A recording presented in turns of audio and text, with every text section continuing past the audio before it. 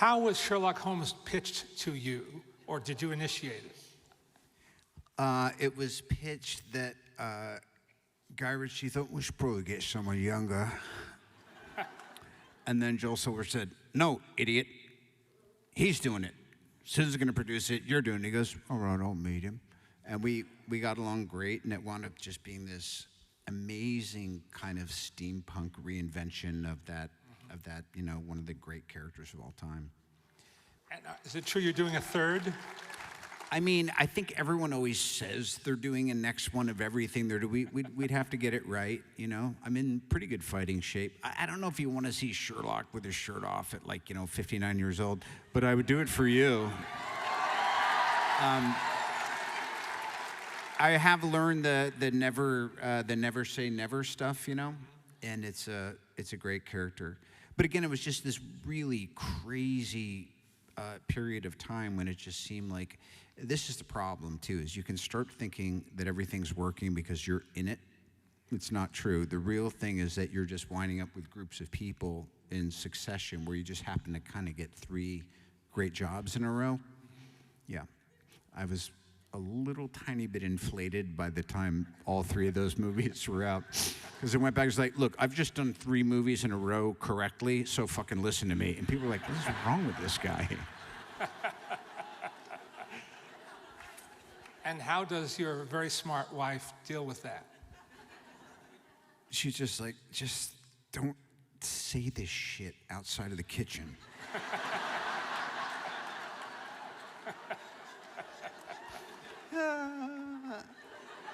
Even today, like I said, I woke up late and I was coming up here, and it was really right before the earthquake. And I was like, bye, honey. Bye, honey. And she was sitting talking to like all these other power chicks around a table. I was like, but she doesn't want to say goodbye to me. I'll just leave. And then like somebody at the table said, I think your husband is like really wants you to like get up and turn around. And she goes, oh, do you need a little kissy bye-bye? Oh, I'm gonna miss you so much. I can't operate without you for 4 hours, let alone overnight. What am I gonna do? She's like, is that what you wanted? I was like, all right, I'll see you later, bye.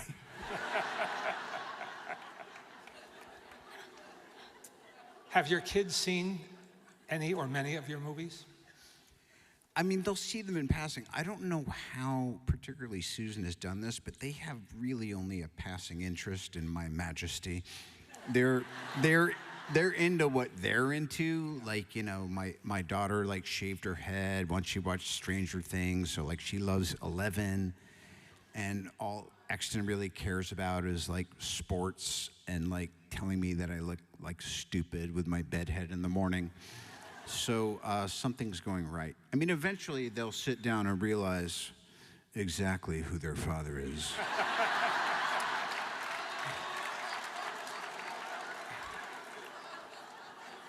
Unlikely.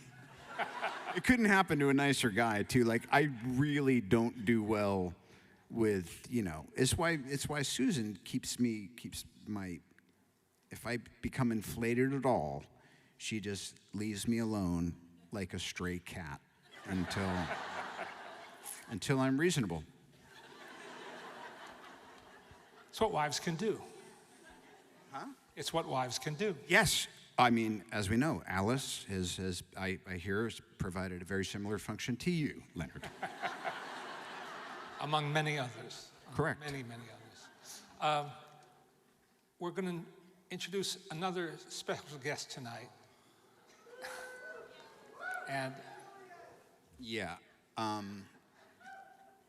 you know, the last couple years have been this place where, and I invite anybody who's not a kid anymore to, if you just stay open-minded a little bit and realize that, you know, you have an incomplete education and that there are many lessons that can be learned, particularly when you see the dynamics between people who function, I just want to say it, at a higher level than you do, like for real, then you have these great new experiences. And I just had one of those, in particular with this fella. It's been very seldom in my career that I've realized that I was born to play a supporting role in favor of somebody else rightfully having the spotlight. And I was afforded a deeply humiliating clinic on what masterful acting in exceptional cinematic experiences.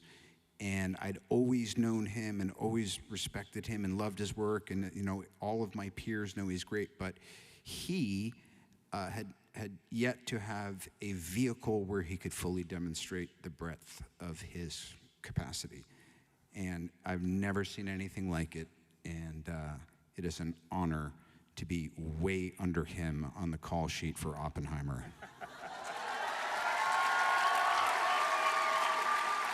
Mr. Downey is referring to our next guest, Cillian Murphy. Come on now.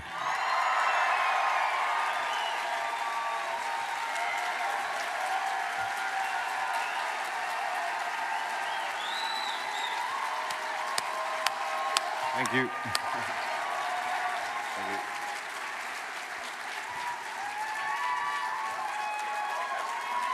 Thanks so much. Come on, it's this guy. Nah, this is just like that Q&A last night. I walked in, they applauded, you walked in, they stood up. Just get used to it. Okay. I'm just going to read this on paper, okay, old school. So I am very, very pleased to be here tonight in my latest role as Robert Downey Jr.'s straight man / loyal wingman. And it's become an actual real-life role of a lifetime for me over the last few months, honestly. And I love it. No, honestly, I'm thrilled to be here because I want to take this opportunity to say publicly that I've never worked with or met anyone like Robert Downey Jr. Truly. And aside from his staggering talent and his otherworldly range, he has managed to awe us with both his character and his leading man performances, his searing dramatic performances, and his gut-busting comedic performances. He's taken on and triumphed in every imaginable kind of role, whether it be an endearing romantic, a dogged reporter, a punch-drunk to a private eye, and even the quintessential action hero. And I mean, it's just mind-bending what this man has done. In my opinion, he is the most versatile actor of his generation.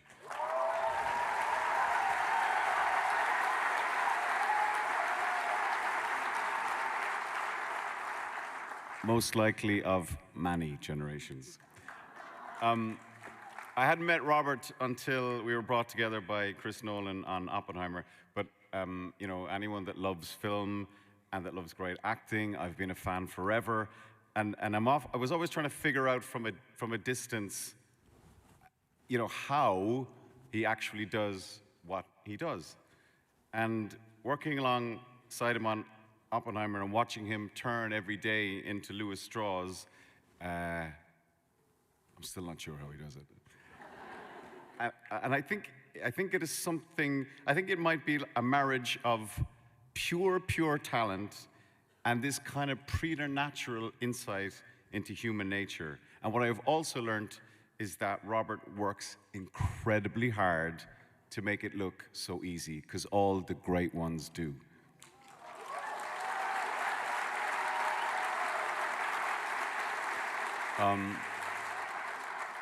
But he's not just a great actor.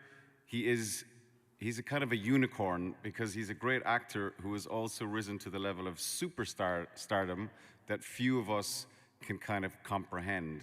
And why do I think that is? I think that is because he is one of the kindest, funniest, most generous actors I have ever worked with.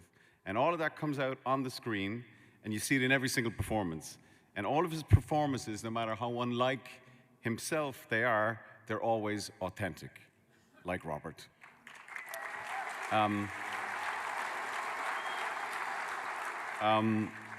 And every minute that I spent with him on camera was pure bliss, even though his character wanted me to disappear into a black hole and never come back.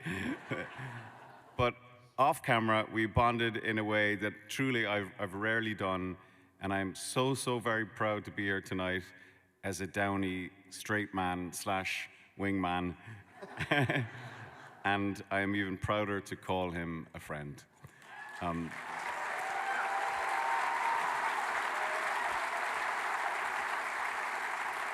So now here's a clip from his truly moving documentary, Senior, and also a scene from Oppenheimer.